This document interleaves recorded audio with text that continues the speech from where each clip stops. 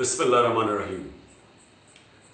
इस जुमे को दोपहर के 2 बजे इंशाअल्लाह मीर अली में तहरीक इंसाफ एक जलसा करेगी और ये पहला जलसा होगा कि तहरीक इंसाफ वज़ीरिस्तान में करेगी।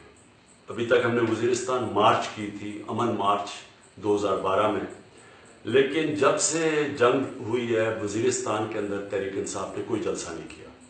जब से ये वॉर ऑन टेरर हुई है, ये पहली दफ़ा होगा हम जलसा करेंगे। और इस जलसे की अहमियत ये है कि मैं वज़ीरिस्तान और कबायली इलाके के लोगों को पैगाम दूंगा कि कैसे हमने आगे जाना है, कैसे कबायली इलाके के लोगों ने तरक्की करनी है, कैसे जो नुकसानात हुए हैं कबायली इलाके के अंदर इस जंग के अंदर, हम कैसे ये कबायली इलाके को फिर से अपने पैर पे खड़ा करके बल्कि आगे ले जा सकते हैं, कैसे बच्चों को तालीम दिलवा सकते हैं, कैसे डेवलपमेंट कर सकते हैं, कैसे नौजवानों के लिए रोजगार पैदा कर सकते हैं कबायली इलाके में, कैसे जो अल्लाह ने कबायली इलाके में मदनियात दी हैं इनसे कबायली इलाके की डेवलपमेंट कैसे हो सकती है। इंशाअल्लाह मैं आपके सामने पूरा प्रोग्राम लेके आऊँगा कि वक्त आ गया है कि कबायली इलाके को भी हम बाकी पाकिस्तान से की तरह ऊपर उठाएं।